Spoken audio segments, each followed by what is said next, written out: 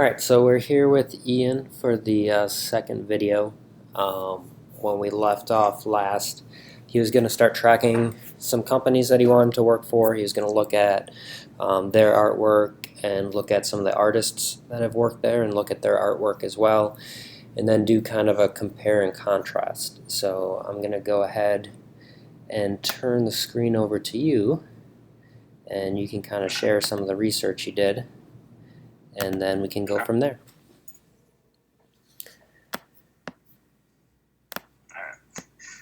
Okay, my screen should be showing, I think.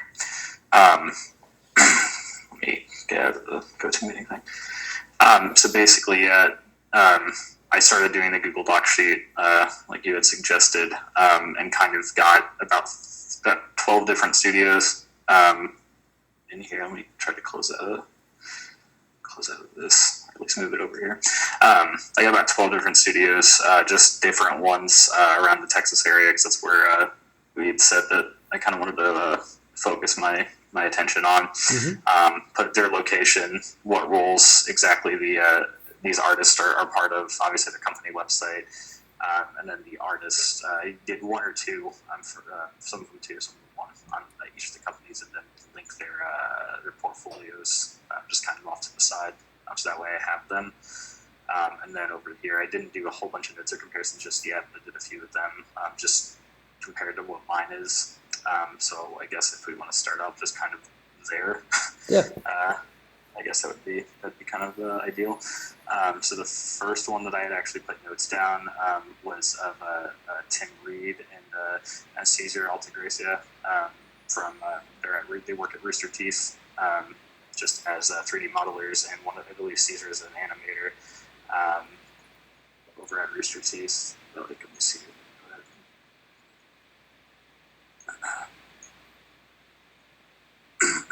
Open his up really quick.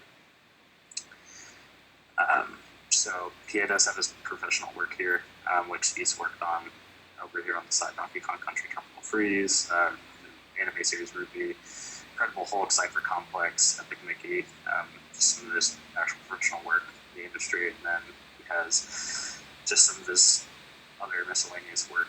I just kind of like his because the reason why I wanted to show his first is because, like I said last week, I had originally applied and started kind of researching Retro Studios, which Retro Studios is the company behind Donkey Kong Country.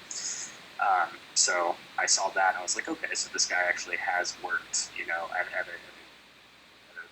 a studio that I have, shown interest in. So I just wanted to kind of see some of the things that he's done. And granted, these are 360 games, so we're kind of behind the from the generation now, but just to kind of see some of his actual professional work. It's been kind of neat to see that. Some of his actual other work, he has his tiling textures and some of the ZBrush sculpts and things like that, which I don't have a whole lot of. So I'm kind of using these portfolios as kind of a basis for what I want mine to be, or what I want to kind of put mine towards. I can check out Caesar's as well. So he's worked on kind of the same things, almost, Ruby, did the Epic Mickey, things like that. Actually put on, oh yes, the at the top. To click on one of these things individually. So he has, one of the things I've noticed actually in moving back to this is, I can open a couple of these. Lamb. Some of these people are from worked at BioWare, Xyle Entertainment, a bunch of different companies. Yeah, this is the one that didn't ever want to work for me. Here it is. So we have basically done it real time. This is one of the others I was looking at. He's worked on a couple different Ubisoft games. His main work right now is on Star Wars: The New Republic, which is obviously a BioWare title. And the thing that I've noticed just in between all these different people that I've looked at is obviously in contrast to my portfolio. They have fully finished scenes, which I know that's something we talked about last week, was the fact that my portfolio just is kind of unfinished. It just has a bunch of miscellaneous stuff. It doesn't have full-size scenes, Right. Especially ones that aren't rendered in real time or aren't screen caps of it being rendered in real time. Like, I know this one is from UDK that he's just taken individual pictures from. Some of these are actual just with like pre-rendered models, but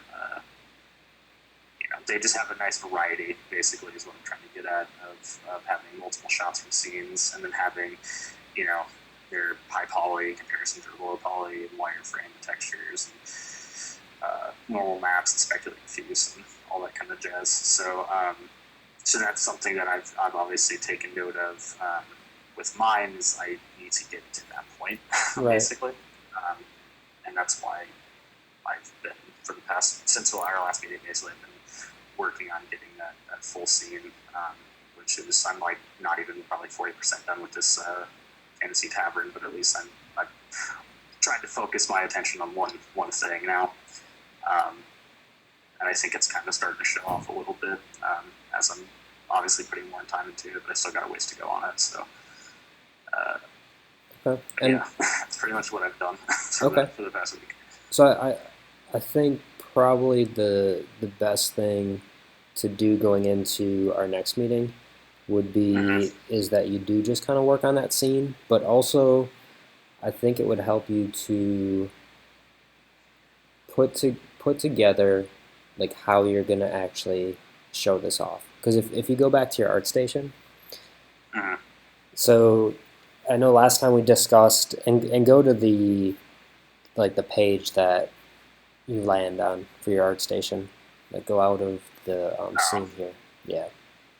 So really, your compositions are kind of somewhat, I would say, boring. Kind of. I'm not trying to be overly harsh, but when I first land on your page, like there's nothing that really draws me in, and then I would ditch like the tree and the pot. Because even though they're like the pots, starting to go in a pretty decent direction, I like some of the things about the tree. Those a lot of people end up showing off because they're from particular classes, and you get a lot of help on them, so they turn out pretty good. So everyone's proud of them. But companies out there will take note of that, and if they see 10 reels from modelers at Full Sail and they have those on. They're going to know kind of where it came from. So I would never show anything off to a potential client or someone I'm trying to get hired from that would have came from a tutorial or classwork, because there's a chance that they may have seen a lot of it. So I think kind of what you need to do with this environment piece, and maybe you pick one or two other pieces that you want to polish. But look up some different compositions. Look up how you can kind of show this piece off. So when we're talking about a full scene, you're going to not only have to think about the models and the textures, but you're going to have to think about the composition and the lighting as well, and how you can make this the best kind of presentation that you can. Right. No, yeah, for sure. It's one of those things with, at least in the Fantasy Tavern that I've been working on, I've said quite a bit, but I've not really delved into UE4. And I know the lighting is pretty similar to something you can see in any of the 3D package, but it's one of those things I'm not, I haven't put a lot of time into. Mm-hmm. I eventually do plan on, when I'm done porting in assets and textures and my maps and everything, is to go through and kind of recompose the scene a little bit, and just relight the scene and make sure I get my, like we said last week, that last 10% is really important to me. So I want to make sure to try to nail that last 10% with the render, with lighting and things like that, in a real time environment. Right. So that's, yeah. So I definitely agree with what you're saying.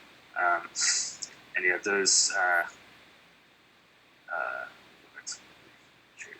Yeah, like I can agree with what you're saying too. But the basically the tree and the pod is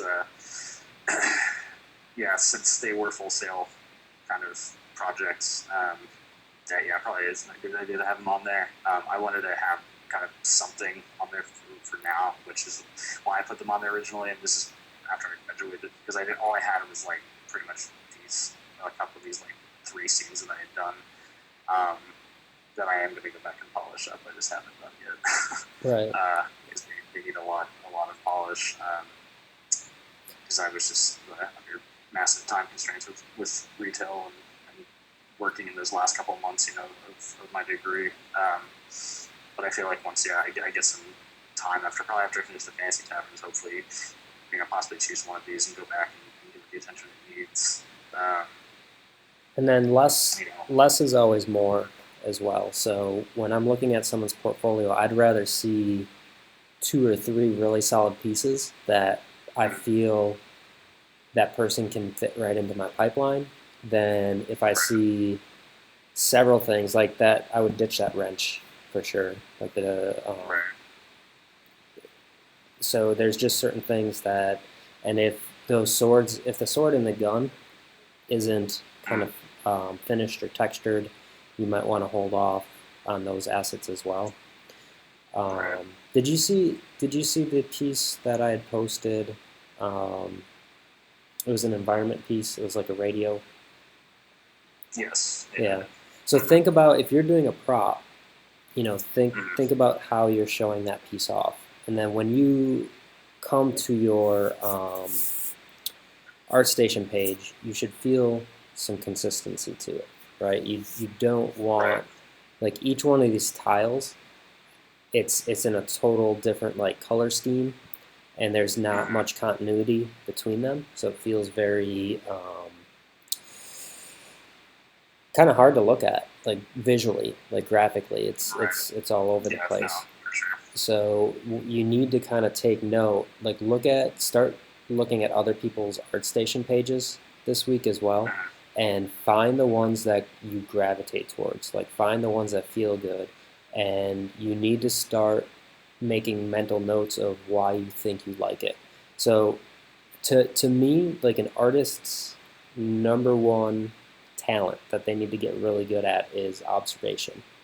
Because if you start getting good at observation, then you can start putting those things into your own work. So if you think about when you went to Art 1 or even 3DF or MCR, we're teaching you the base skill sets that are in your toolkit. And the way those base skills get better is by observation. You don't really, even if we take like character modeling, or environment modeling, I mean, we use primary, secondary, and tertiary detail. We use composition in our pieces. We use things like edges, what the edge quality is like. So there's little niche things that we study and we recreate. But as you get better as a modeler, you're not using different observational skills, and you're usually not using different tools to create that stuff. You've just gotten better at actually observing those things and then recreating them. Right. So that's what I'd really push you to do is, as you're, you can use the people that you already found, or you can just open up ArtStation and just start going through link after link to people's, like, find on the top category people that you really like their environment work, go to their actual landing page for ArtStation, and see how they present themselves, and take note of who you think is better than the other people, and then start observing why. Do they have things laid out a certain way? Is there a consistency between their tiles? What does the composition look like of the banner going across the top? So that kind of stuff can really help you to kind of inspire yourself into how you want to lay out your page. Because ArtStation, it's kind of it's going to be your website or your calling card, and when someone lands there, they want to be inspired. Artistically, they need to like what they see, or they're going to click on to the next guy. Right. Yeah, that makes makes a lot of sense. Yeah, I had recently just started to remove some of the tiles because last week I had 2 or 3 that I ended up actually taking off of here, just because I didn't feel like they were necessary, and I don't really feel like some of these are really necessary too. I mean, once I get some of some more polished assets and polished scenes and props and things like that, I'm eventually going to just clear out my art station and put up, like you were saying, like 2 or 3 things. Not trying to dilute my art station with a bunch of unfinished stuff, basically. And as for observing, yeah, I mean, it sounds a little silly what I'm about to say, but there's a lot of times when I'm like, watching a trailer for a game or something, or even playing a game, that I'll just stop and like examine the environment, just like look around and see, okay, so this is what, I try to basically identify, okay, how did the artist achieve this level of quality with this certain asset, right? Yeah, that's not silly. That's what you need. That's exactly what you need to be doing. So there's nothing silly about that. Like, we as artists, we get better by copying other people's workflows. You're not stealing work. You don't do exact replicas of something, but even to this day, I mean, there's modelers that I look up to, that I study their ZBrush files without texture to try to figure out how they got a certain detail and how I can bring that or incorporate that into my own work. So there's nothing silly about it. That's definitely what you should be doing. Yeah. So so I've been doing that for quite a bit, but even especially more so closer to graduation and after too, when I started actually studying in my own time, just UDK and Unreal and Unity and things like that, seeing how they achieve those kind of things in a real-time render, because I mean, getting that level of detail is a little, I mean, it's similar, but at the same time it's a little bit different in still-based renders like Maya or Mental Ray or Arnold or whatever. It's different than rendering in real time. So I've been trying to look at a lot more real-time things, because that's what I want to eventually go into. I don't want to just do still-based renders, even though those can look really, really good. Right. It's just what I want my portfolio to focus on. So yeah, I've for a while been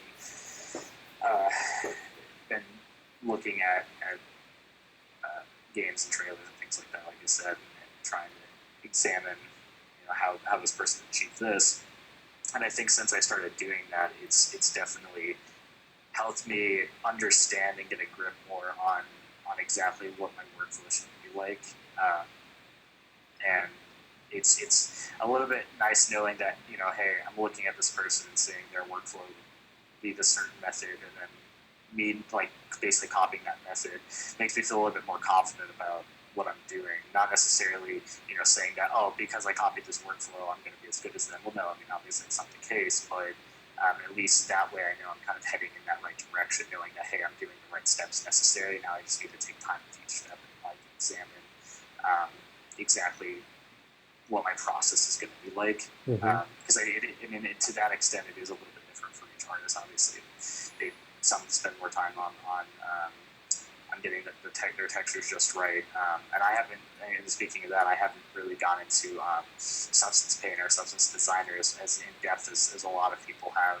Because I've seen videos and some tutorials and stuff online of people who are sitting there for like hours upon hours, basically just editing nodes and linking nodes together to get their texture to look right. Similar to, I guess, how Hypershade would work in Maya, but I haven't delved into that. So seeing that is just it's overwhelming a little bit. But at least I know that my modeling workflow, my map making workflow, and things like that are about the same as what they have. So I know that eventually I can get to the point where they're at. It's just a matter of taking the time to slowly get there. Right. I guess is the best way to explain it. So with the bar scene, or the medieval, restaurant or bar or tavern, Right. do you have reference that you're going off of for this? Yeah, the reference um, that I've been kind of basing it off of, I haven't like been copying it directly, but pretty closely, is a piece of concept art I found on DeviantArt. Okay. Um, and this is the piece of concept art. Obviously, I try like kind of take my own direction with it. So using it as a base reference. There are some things that I'm excluding, some things I'm adding to the scene right now, but I haven't uploaded that work in progress of it yet. But I mean, you can see its similarity in at least the block in, the Hmm. initial block in. You go back and forth. It's, you know, fairly consistent. But as I start adding more assets into UE4, it kind of starts to take um, its own direction. Um, yeah, that's sort of what I'm basing it off of. Um, but yeah. Okay. So I would say because what I'm picturing you could possibly do with your ArtStation is finish up this piece, and you can probably get five kind of solid tiles to kind of show things off with this. So you could have one that shows the final kind of renders like this, and then maybe you have a tile with just the up close fish, so you can show maybe the detail that you ZBrushed into it, or something about the materials or the textures you did. So it's, I don't know if there's bread on there, if it's bread, fish, and a knife, or what's going on there. So you could show up, off isolated pieces, so you can kind of pad what you're seeing on that front landing page. But I think Right. for next week, um, I want you to do more research on people's ArtStation pages and what kind of makes them look good. Right. Um, Start making notes on that. What's the consistencies there? And then I think you need to get this piece kind of locked in, like everything in there, and then start thinking about compositions. So right now, these compositions, there's nothing for me to focus on. So Right. you, with games, it's harder because you got to be able to access everything. So you're not necessarily going to lead your composition with the lighting as much, although you could, because these are still shots, so you're still kind of in control, because you're not making a playable level in the end. But start thinking about the composition. Start thinking about what you're doing with your perspective lines. Think about what you're doing with framing. So you have right now you have those pillars kind of going, or pillars, the rafters going across the top third, and the perspective lines from the tables and the rafters are drawing my eye back. Right now it's nothing. I know you're going to put a fireplace there, so eventually this composition may work, but I don't think it is right now. The Right. other thing I want you to think about with composition is color, because you can use color to help guide the eye as well. So right now you pretty much only have oranges, yellows, browns, which kills this composition. Like everything color wise is bleeding into itself. So there's not a lot of contrast first. So if you look at the center of your piece, you have some hot spots from those pieces of fire, but other than that, a lot of the artwork is kind of melding together because of your color Right. selections and kind of the lights to darks that are happening in the room. So I want you to kind of step back on this piece. Yes, you have to get the models blocked in. Yes, you're going to have to finish off textures. But what is going to make this a nice dynamic piece to look at? So Right. for next week, kind of the notes and stuff that I want back from you is the changes that you're going to make to your ArtStation page. Show me an example of at least one good environment page that you'd like to kind of mimic with what you're doing here. I'd like to see you get at least all the models into Unreal, so that this, even if they're not textured yet, normal maps applied, all that good stuff.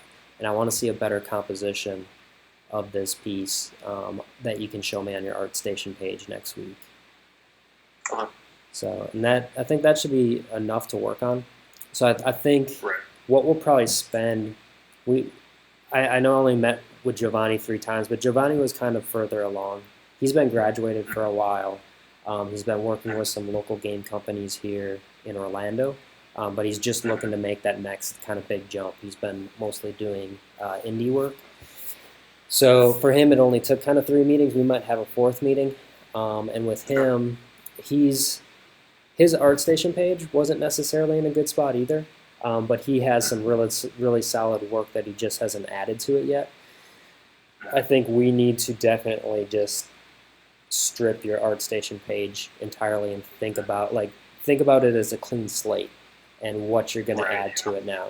So a lot of the work you did at Full Sail shows me that you can use technical tools and you can get a piece made, but I'm still not seeing you as an artist needing to be where you should be and expressing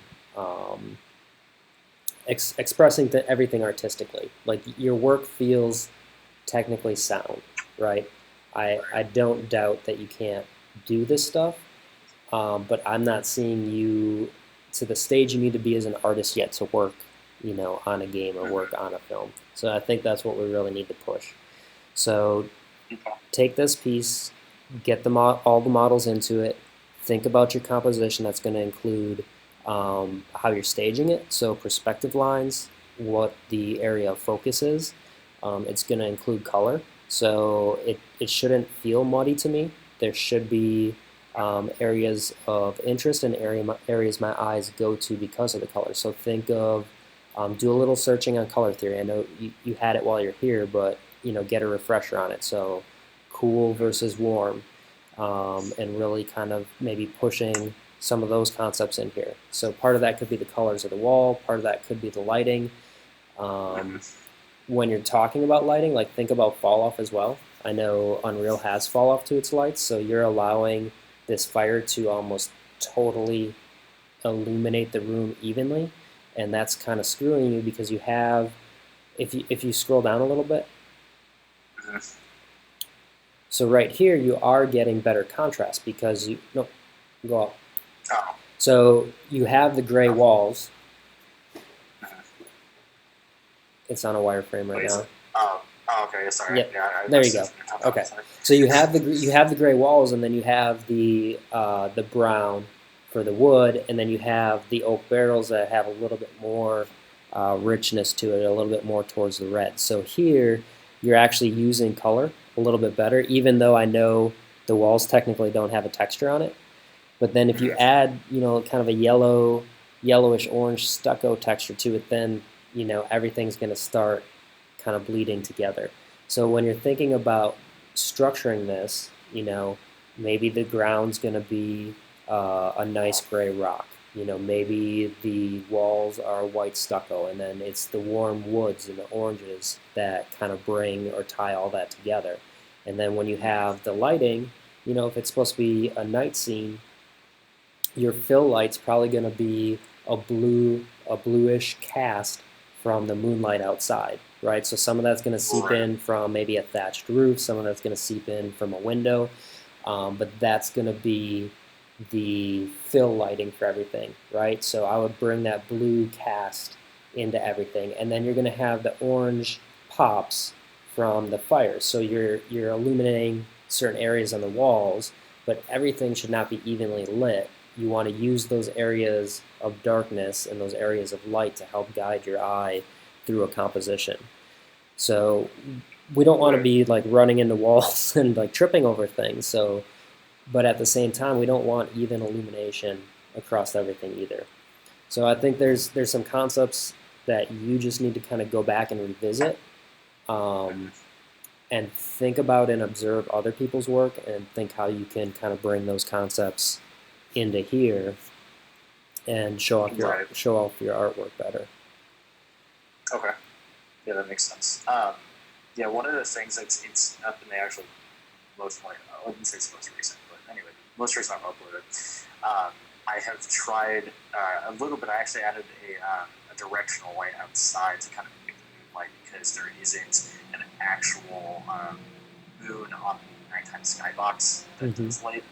It still has technically the sun as it's directional light that's coming in from the bottom of the scene. So I added a fake directional light just to kind of mimic the moonlight. You can kind of see it on the back here, on the sides over by the right side window, where it's kind of trying to seep through.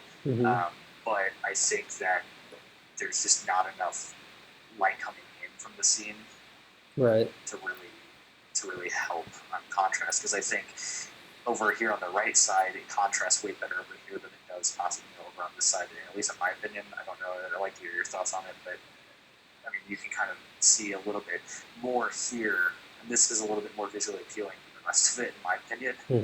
Just because you get the contrast from the orange and yellows from the fire, you get the bluish tint from the moonlight, you get the browns, you get the grayish white stucco wall pattern and everything. You get it all right there. Right. Versus the rest of it, which I see what you're saying, like, you know, on the left side or over the back, all you're really getting is like brown, dark brown, white brown, you know, maybe some orange and yellow glaring, but that's about it. So I would look up. I know Unreal 4 has global illumination to it. So I would look that up, because what you're going to want is the bounce light to kind of help you get some of what you're looking for. So I would basically, like, if this was me, I would strip out the fire so those lights aren't in there. And I would do some research on global illumination. I know they have it, and you can actually bake it into your textures, so it's even something you can use in a lower res game. But with the moonlight coming in, you should be able to illuminate, you know, a fair amount of this scene so that you can kind of see everything, but it's still dark and mysterious. That's kind of what nighttime's going to get us. And nighttime on a film or a game is different than nighttime in your house. So if you're doing some research, you know, don't do it by shutting off the lights in your home. Start looking at nighttime indoor scenes of movies, nighttime indoor scenes of video games, and try to find something interesting with that you want to recreate. But I would get kind of my fill lighting, my overall lighting, to look interesting first with that blue cast coming in from outside. And then I'd start adding each fire kind of one by one, and I would be cautious with how bright and how much of the scene I'm allowing that to actually illuminate. And that's going to help, because right now I think those flames are probably hurting you the most, because it's illuminating, you know, everything. There's, if you look at, so on the left, in between those two flames, that wall should not be evenly lit, and it feels like one solid color to me. There's no gradient going across it. So when you're thinking about light, I think about painting with light, right? I want to see a gradient, which is your fall off from that light source, and that gradient's going to help your scene to feel a little bit more natural and a little bit more real. Okay, yeah, that makes a little more sense actually. So I would, yeah, I would say take a day or two and don't do anything except research and writing notes and thinking about, you know, you can do some thumbnails, some quick things of how you're going to do this composition. Maybe, you know, find some really cool compositions from, like, maybe, you know, The Hobbit. They're inside that when the dwarfs all go inside and take over the house. You know, I'm sure there's some really interesting compositions that could work with this tavern. They also have a bunch of tavern scenes in those movies, Lord of the Rings and Hobbit, and you can look at those. And there's plenty of other films with taverns in it. You know, you could go back to like some Game of Thrones stuff or something like that. Get inside of a filmmaker's head and start seeing how they compose a shot and why, right? Start looking at the colors that they're using for things. Start looking at the colors of the light sources. You know, if you can find anything white in that room, you can color pick it, and you can start seeing, you know, what their lighting choices were for that. Because white's never white. Your eye's going to calibrate to it, but that white could actually be a purple or a more of a red or an orange or a yellow. It's just so light. Our eye calibrates that as the lightest point in the room, and it potentially, you know, will look white to us, but it's actually not. So just take like a day or two to just do some research. You know, and when I say a day or two, I'm thinking you're doing 2 to 3 hours worth of work of research and writing notes and coming up with plans of, your actual composition, how you're going to use colors, how you're going to use lights. When we go over to your ArtStation page, same thing, like just doing research, finding who you think is the best environment artist currently on ArtStation, what you think about their page compared to yours. How could you maybe use this new tavern scene to compose, the start of your new ArtStation page? Right. Yeah. I'll probably definitely focus on that. Cool. After you spend about 2 to 3 days on that, then you can start executing on some of this. So the rest of the week should be building out the rest of this scene. When we meet again next week, we should be able to go back to Monday next week. But when we meet up again, I should see a new image on your ArtStation page, and it should be a really nice composition. The colors should pull me into it, make me want to look at it further. There should be areas of interest. Because even though you don't have everything in the scene yet, if it was lit really well and you did some better choices with your colors, this could be an inviting scene to look at. So. Okay. So yeah, I'll probably, like you said, add at least the every model into the scene by this week, and hopefully, or by the next time, or this time next week, or Monday, or whatever the next meeting is. Even if they don't have the basic textures applied, at least that way we can, start working on the composition exactly where everything's going to be placed. And I mean, when you say kind of redo the composition, do you mean like what would you recommend as far as kind of starting to stray more away from the concept that I originally based off of and kind of just do my own thing with it? Because I mean, that kind of does express more artistic creativity. So go back to the reference. So this composition right here, you're straight on the fireplace, but they've shifted where the tables are in focus to kind of land on thirds, and the top rafters are landing on thirds. So if we're talking about camera placement as part of this composition, you're not even really following the same setup. Your room's either longer, or the lens that you're choosing to work with is pushing the distance. It's extending your room. This room feels a little bit wider and shorter than what you have. So if you want to follow this composition is better than what you have. It's more organized. But this is not the same composition. And then if you're looking at the lighting that they have here, they have pools of light. So if you look at the candles in the right-hand side of the room, the pool of light from that candle is illuminating that fish, and it's making it pop, and it's drawing my eye towards it. They kind of have a blue-green cast for the moonlight, so the ground has kind of that blue-green cast. Coming from the window has the blue-green cast.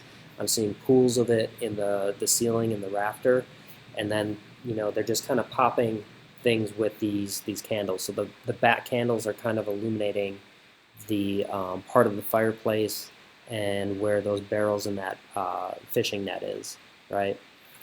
So that's kind of how they're using this. And actually, if you open this image in Photoshop once for me.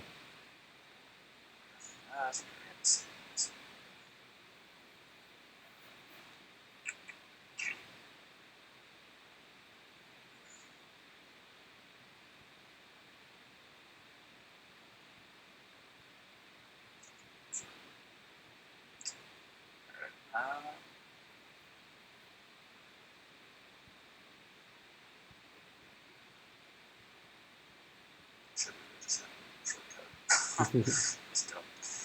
All right.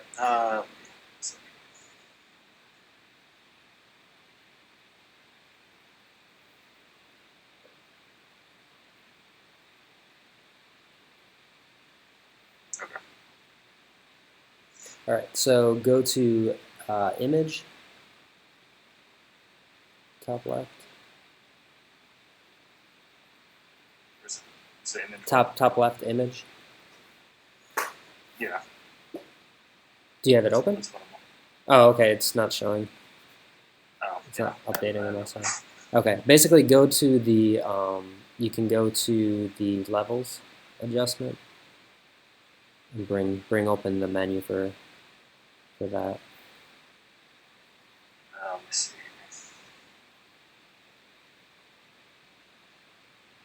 Okay, is it working now? No.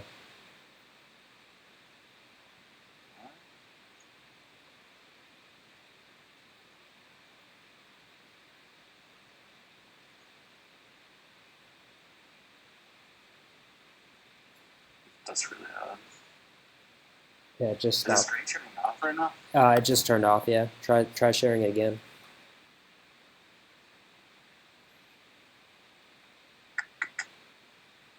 Is this sharing right now? Stop noise.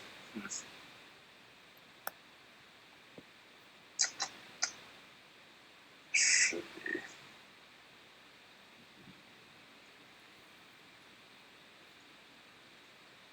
That's really strange. I might have to switch it over to you really quick and switch it back. Okay, I'll take it over. I'm not sure. It's like it says it is sharing, but it's not lit up, or it says it's on or enabled. Okay, I just gave it back to you.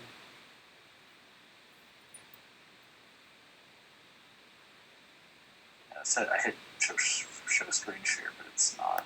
It just says it's not enabled. Alright, let me try sharing mine. I can see yours. Okay, so I'm gonna stop, and then let me make you presenter again. Alright, try it again.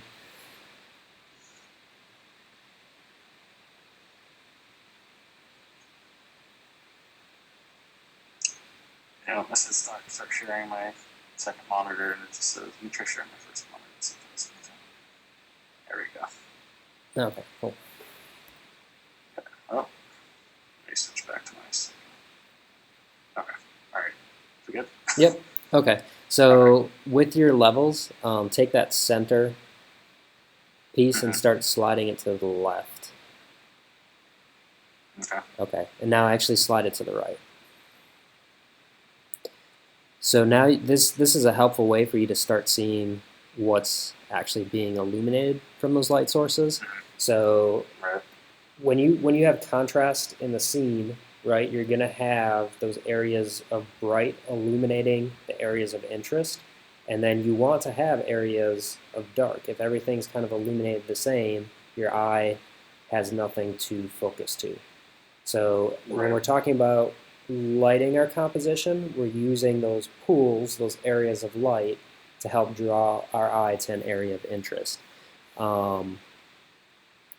Also, you can see the gradients by controlling the levels here. Now you can see the gradients from those light sources. So if we look at the row of tables on the right, you can see a nice gradient from the background going past the fish into the foreground, right? It's not like a drastic fall off. There's a nice controlled curve there, a nice gradient there. So that's where things start to feel more natural. A lot of times in CG lighting, nowadays with global illumination, you don't have to work as hard for that stuff, but that was one of the things that really made CG feel like CG, is people were not thinking about their curves and those gradients and the fall-offs. And that's one of the reasons why when you first learned mental ray on your lights, we'd have you adjust the fall off to quadratic on there, because it would give you a nicer, more realistic fall off to your lighting in your scene, opposed to, you know, linear or something like that. And then if you actually start, you could start sampling colors in here to get a better feel. If you're not good visually understanding what certain colors are in the scene, you can actually select the lights, see what color that light source is. You can look for areas that should be white in the scene and select that and see what color it is. And that's going to help you to start maybe understanding the color composition that's happening here as well. Okay. So yeah, I would say you need to go back to basics, and I feel like a lot of people skip past this, but everything that you learn in Art 1 is so important to what we do in every class, and I think you just need to write down a list of concepts that you learned in your classes and start applying it to artwork that you're observing. So, go back to color theory, apply it to this composition, go back to um, rule of thirds, different composition types, the Fibonacci spiral. Go back to those and start seeing how you can apply it to compositions, right? So this composition is a little offset, so it's not quite a Fibonacci spiral, but you could say it's starting in the bottom left corner by those tables. It starts to spiral back to where it hits the rafters, and then it starts curving down through those casks of ale, and then it curves or spirals into the fish. So it's not, I wouldn't say it's a true, you know, a true breakdown of what that is, but it's a little bit in here. So just go learn the different types of compositions and how you're going to apply it. Think of perspective lines and how they can draw your attention to things. How's this artist using perspective lines to draw your attention to something? Right. Yeah, so just, spend the first like 3 days. So it's Tuesday, so, tonight and then maybe Wednesday and Thursday, you are just observing and you are, starting to think how you're going to make your piece stronger, how you're going to make your ArtStation page stronger, come up with visual notes on that, come up with written notes on that, and then the rest of the week start executing on those things. So when it comes to our meeting next week, Monday or Tuesday, you can walk me through all the notes you took. You can walk me through the visual changes that you made to your stuff based on those notes, and then we can kind of, go further from there. Okay. Yeah, that works for me. Yeah, it makes sense. Kind of, going back to learning basics, because I think everybody needs to now and again. But it is something that I feel personally I have probably neglected a little bit more than I should have. And I think what people don't understand is none of that stuff is basic. Like it's foundations, but it's what we use every day. So everything that you learn in Art 1, I use every day as an artist. I'm applying it at a higher level of thought because I've studied it more than you, right? Or I've studied it more than someone in Art 1. So conceptually how I'm thinking about that stuff is down the road, but it's still the same thing. And it's still exactly what they taught. It's just, I believe in enlightenment, right? And what enlightenment is that you can only see what your mind's ready to observe. And in art, you'll get to these different stages of enlightenment where your mind opens up and it can see more, right? But it's still using the same concepts to see that stuff. It's just you've studied it, that you've gone to that next level and your mind opens up and observes it deeper. So all those concepts that you learned in MCR, in Art 1, CDC, all the classes that you took, you're going to use the same concepts, and that's all the concepts that you really need. So you might learn different workflows, you might learn different technical tools to use, but those are the foundations to everything that you're going to do as an artist for, the rest of your life. So I think you just, anytime you start a new artistic piece, you might need to have those written down for a while, and you are really trying to apply those to what you're creating. And it does start to go a little bit more on autopilot, as you do it more. But I think forcing it at the beginning is something that you really need to do. Right. That makes sense. Like I said, I've for the past little bit, I've not 100% disowned or neglected what I've learned in those classes, obviously. Because, yeah, you're right. A lot of it, not all of it, but a good chunk of it has kind of just gone to an autopilot where I just kind of do it without thinking about it. But there are some things, like rule of thirds and the Fibonacci spiral and things that I don't really think about.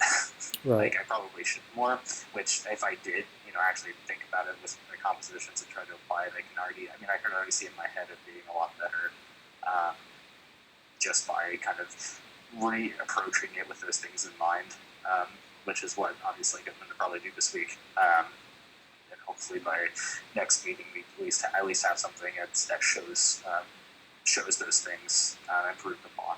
Cool. Which is kind of what I'm hoping to aim for. So yeah, I'll definitely take some notes today and tomorrow, and probably Thursday a little bit as well, and hopefully by Thursday at least can I get started on the direction for next Monday or Tuesday. Excellent. So yeah, So I would say get to work, and if you need me throughout the week, you can hit me up on Facebook or send me an email if you want me to look at something. But otherwise, I'll let you know either Monday morning if I can meet up, Monday afternoon. It'll be Monday or Tuesday, but it'll be the same time, so 4 o'clock. Okay. But it'll be one of those 2 days. Yeah. I'm trying to think next Tuesday. I'm gonna have to look at my schedule again, but I think next Tuesday I won't be here in the afternoon. Okay. So Monday might have to be it unless we can do it a little earlier on Tuesday. But I mean, it's like I said, it's completely up to where you obviously teach and everything. Yeah, so, let me see what falls into place with my schedule, and then if Tuesday doesn't work, we can push it to Wednesday. But we'll figure it out. So. Okay. All right. Yeah, that works. All right. Thank you. Yep. I'll see you next week. All right. Yep. See you. Thank you very much. You're welcome. Bye. Bye.